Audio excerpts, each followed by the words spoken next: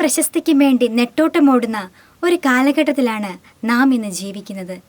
ചെയ്യുന്ന ഓരോ ചെറിയ പ്രവൃത്തിയും വാനോളം ഉയർത്തിപ്പിടിച്ച് മാധ്യമങ്ങളിൽ ശ്രദ്ധ നേടുവാൻ പരിശ്രമിക്കുന്ന ഒരു കാലഘട്ടം.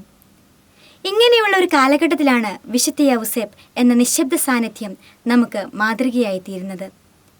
മൗനിയായി ജീവിതകാലം മുഴുവൻ ദൈവം തന്നോട് ആവശ്യപ്പെട്ടവയെല്ലാം അതിൻ്റെ പൂർണ്ണതയിൽ നിർവഹിച്ച് ഒടുവിൽ ഒരു നിഴൽ മായുന്ന നിശബ്ദതയിൽ മൺമറഞ്ഞ ഒരു സാധു മരപ്പണിക്കാരൻ കുടുംബനാഥൻ.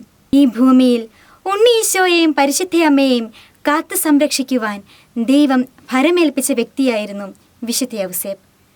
തൻ്റെ അവകാശങ്ങൾക്കോ തൻ്റെ മഹിമയ്ക്കോ താൻ അവർക്ക് വേണ്ടി ഏറ്റെടുത്ത ത്യാഗങ്ങൾക്കോ വേണ്ടി സ്വരമുയർത്താതെ നിശബ്ദമായി നിന്ന വിശുദ്ധ യൗസേപ്പിന് വേണ്ടി സ്വർഗം വാചാലമാവുകയാണ്.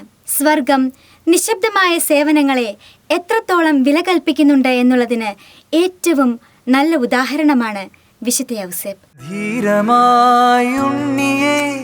പാലിക്കയാ